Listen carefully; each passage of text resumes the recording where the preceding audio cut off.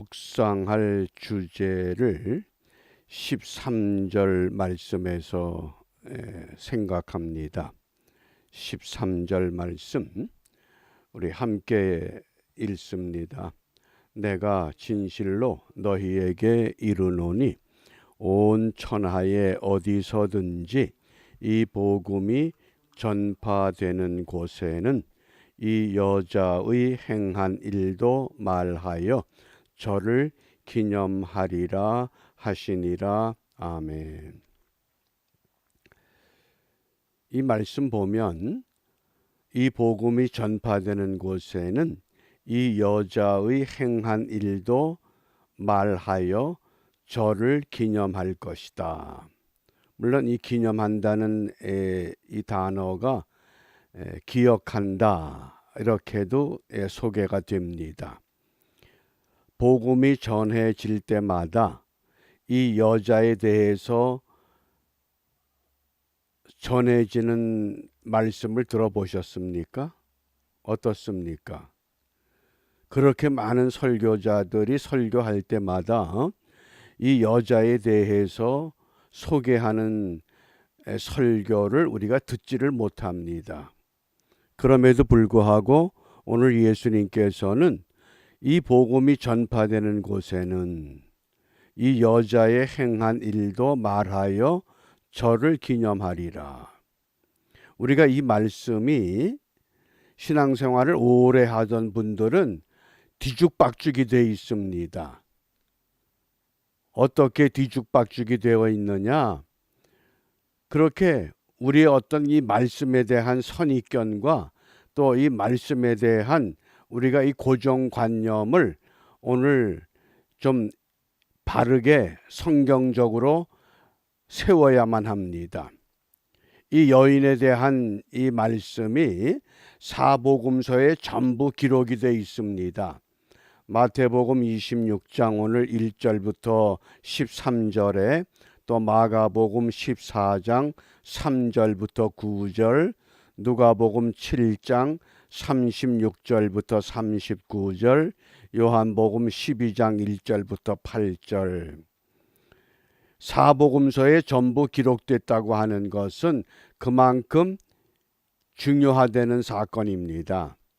그런데 마태복음과 마가복음은 베다니 문둥이 시몬의 집이라고 하는 그 장소가 베다니 문둥이 시몬의 집이라고 소개됩니다.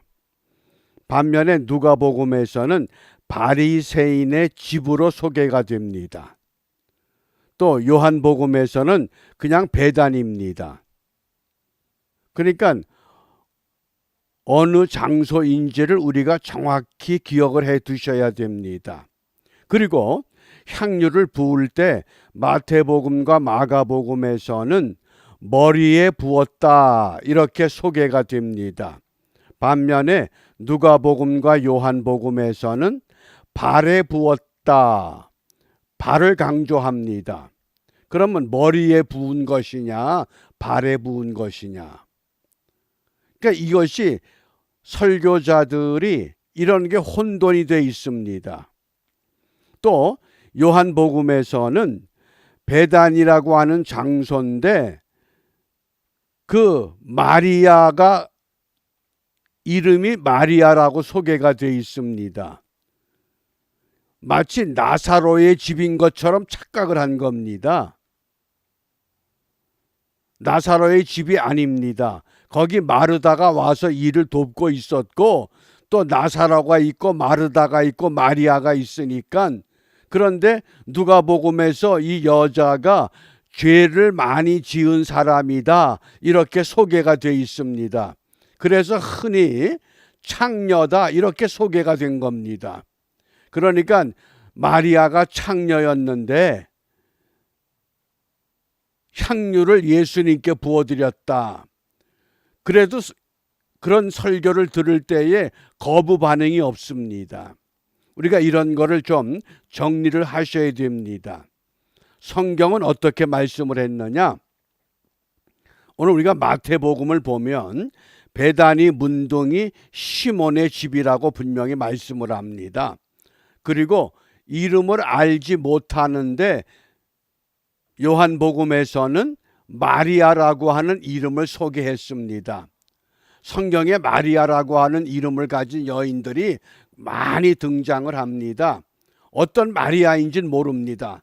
그러나 누가복음에서는 죄를 많이 지은 여인이라고 했기 때문에 그 여인이 오늘 예수님을 찾아왔습니다. 그래서 이 향유를 부었다고 하는 이 사건이 과연 어떤 의미를 우리에게 말씀을 하고자 하는가? 오늘 우리가 마태복음의 본문을 통해서 우리가 무엇을 깨달아야 하는가? 그것을 집중적으로 함께 나누려고 합니다. 그러면 자, 오늘 마태복음 26장 6절과 7절 말씀에 보면 예수께서 베다니 문둥이 시몬의 집에 계실 때에 한 여자가 매우 귀한 향유 한 옥합을 가지고 나와서 식사하는 예수의 머리에 부으니 그랬습니다. 이 말씀을 보면 당시 관례나 풍속에 의하면 문둥병자의 집에 가서 음식을 먹는다. 여자가 유대인 남자에게 와서 머리에 향유를 붓는다. 이거 쉬운 사건 아닙니다. 도저히 있을 수 없는 일이 지금 진행되고 있습니다. 어떻게 이해하셔요? 무엇을 말씀합니까 지금? 그러니까 이 문둥병자가 예수님께로부터 문둥병 고침을 받았기 때문에 예수님을 초청을 해서 그 예수님께 음식을 대접하고 있다. 그런데 마침 그 마을에 살고 있던 한 여자가 귀한 향유 한 옥합을 가지고 와서 예수님의 머리에 붓는다. 우리가 이렇게 지금 이해들을 하고 있는 겁니다. 자, 여기 이제 한 여자가 등장을 한 겁니다. 그런데 그 여자가 예수님의 머리에 왜 이 향유 한 옥합, 이 향유 한 이 옥합을 예수님의 머리에 붓게 되었을 때에 그 다음 말씀입니다. 8절과 9절입니다. 제자들이 보고 분하여 가로되. 누가 봤습니까? 제자들입니다. 무슨 의사로 이것을 허비하느냐? 이것을 많은 값에 팔아 가난한 자들에게 줄 수 있었겠도다. 어떻습니까? 지금 이 여인은 이 향유를 예수님의 머리에 붓습니다. 그런데 제자들은 그것을 보고 다른 사람이 아니라 예수님의 제자들입니다. 제자들은 그것을 보고서 화가 났습니다. 그런데 그 향유의 가치가 대략 다른 복음서를 참조하면 300데나리온의 가치다 그랬습니다. 300데나리온이라고 하면 자그만치 당시 노동자의 하루 품삯이 한 데나리온이기 때문에 적어도 1년의 품삯에 해당되는 꽤 높은 가격입니다. 적어도 이 향유라고 하는 것은 무엇이냐? 정결한 신부가 혼수품으로 이 향유를 준비해 가는 혼수품의 일종입니다. 그러면 향유를 어떻게 사용하느냐? 이 향유를 혼수품으로 준비했다가 첫날 밤에 자기 신랑에게 향유 한 방울을 신랑의 머리에다가 떨어뜨립니다. 당신은 이제 내 남편이요. 그리고 나머지 향유는 어떻게 준비하느냐? 신랑이 죽은 후에 신랑의 그 시신을 깨끗하게 수습하기 위해서 그때 향유를 사용하는 겁니다. 그게 향유입니다. 이해가 되셔요? 그런데 오늘 이 여인은 예수님의 머리에 향유를 붓습니다. 왜 머리에 붓습니까? 과거의 구약 시대에 머리에 기름을 붓는 것은 누구에게 기름을 부었습니까? 왕이나 제사장이나 선지자에게 기름을 붓습니다. 그러니까 이 여인이 지금 예수님에게 이 향유를 붓는다고 하는 것은 이분이 바로 메시아다. 이분이 왕이시다. 이분이 선지자다. 이분이 대제사장이시다. 지금 그 고백을 하는 겁니다. 굉장한 상징적인 사건입니다. 자, 그런데 제자들은 이것을 보고 지금 화가 난 겁니다. 이걸 팔아서 가난한 자들에게 줄 수 있다. 어떻습니까? 그런데 제자들이 이렇게 분내는 것을 보고 예수님께서 어떻게 말씀하시는가? 10절과 11절입니다. 예수께서 아시고 저희에게 이르시되 너희가 어찌하여 이 여자를 괴롭게 하느냐? 저가 내게 무슨 일을 하였느니라? 좋은 일. 이거 잘 보셔야 됩니다. 저가 내게 옳은 일입니까? 좋은 일입니까? 우리가 성경을 읽을 때에 이런 포커스를 잘 관찰해야 됩니다. 지금 제자들이 300데나리온의 가치가 되는 이 비싼 것을 팔아서 가난한 자들을 돕자. 그건 옳은 일입니까? 좋은 일입니까? 그건 옳은 일임. 제자들은 옳은 일에 초점을 맞추고 있습니다. 그러니까 당연히 그런 이야기를 할 수 있습니다. 그런데 예수님께서 보신 것은 지금은 옳고 그른 것을 따지는 시간이 아니야. 어떤 시간입니까? 6월절이라는 겁니다. 6월절이 다가왔습니다. 이제 머지않아 예수님께서 십자가에 못 박혀 죽으셔야 된다는 겁니다. 그러니까 아무도 내 죽음에 대해서 준비하지 않는데 생각도 못한 이 여자가 지금 내게 와서 내 머리에 기름을 붓지 않느냐. 그리고 누가복음과 요한복음에서는 어디에 기름을 붓습니까? 발에 기름을 붓는 겁니다. 발에 기름을 붓는다는 건 뭡니까? 기름은 변화를 지금 나타낸 겁니다. 발이 뭡니까? 발은 앞으로 행동을 의미하는 겁니다. 모세가 하나님의 산에서 가시떨기 나무의 불꽃을 봤을 때에 하나님께서 내 발에서 신을 벗으라. 또 우리가 기업 물을 자의 룻기서를 보면 내 발에서 신을 벗으라. 그 다음에 행동의 변화를 말씀하는 겁니다. 그러니까 예수님의 발에 이 향유를 부었다고 하는 것은 무엇을 의미합니까? 장차 이분이 십자가에 못 박혀 죽으실 것이고 죽은 후에는 어떤 행동이 나올 것이냐? 부활이라고 하는 놀라운 변화가 나타날 것을 지금 이 여인을 통해서 우리에게 보여주시고 있다는 겁니다. 그러니까 저가 내게 좋은 일을 했다는 겁니다. 옳은 일이 아닙니다. 이때 좋다고 하는 것이 어떤 의미냐? 하나님께서 모든 만물을 지으시고 하나님 보시기에 좋았더라. 그것과 똑같은 의미입니다. 하나님 보시기에 좋았더라. 그러면서 가난한 자들은 항상 너희와 함께 있거니와 나는 항상 함께 있지 않는다. 그런데도 깨닫지를 못하는 겁니다.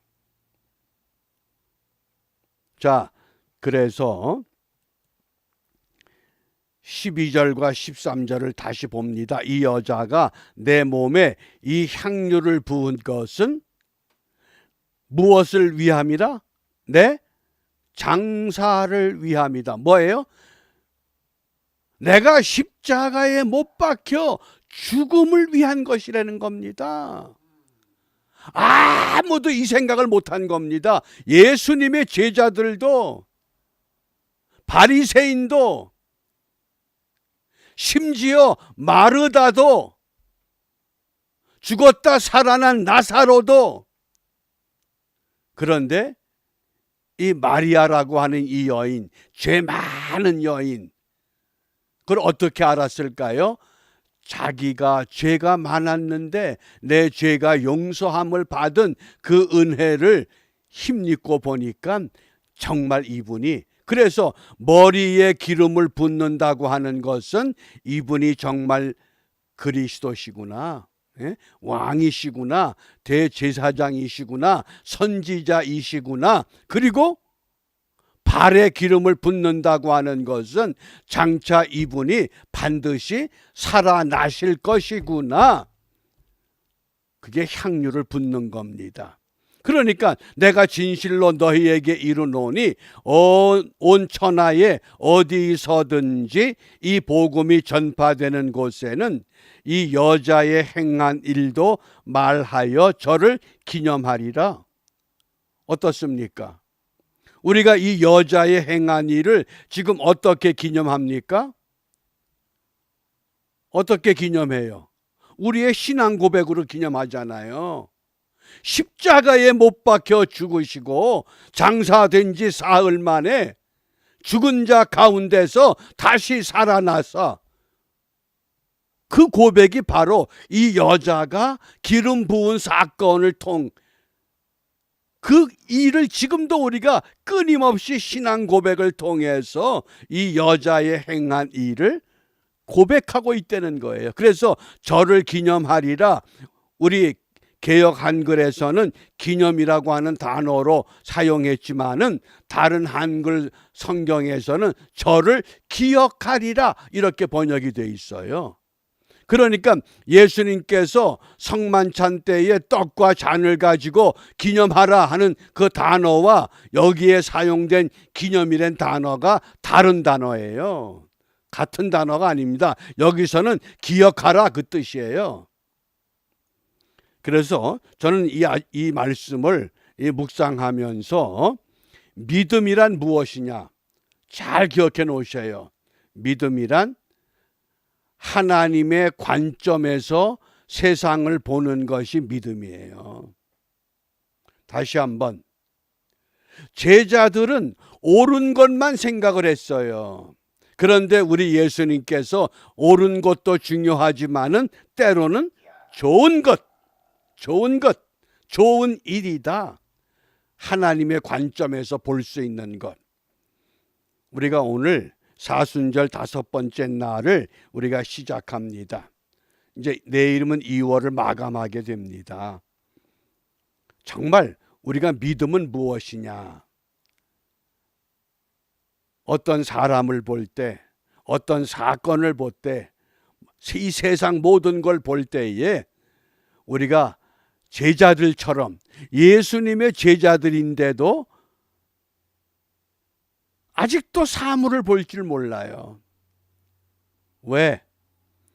그래서 우리가 이 믿음의 관점, 이것이 바뀌어질 수 있을 때, 그래서 믿음이라고 하는 것은 하나님의 입장에서, 하나님의 관점에서 세상을 보고 사물을 볼 수 있는 능력을 말하는 겁니다. 그러므로 우리가 오늘 무엇을 기도하느냐?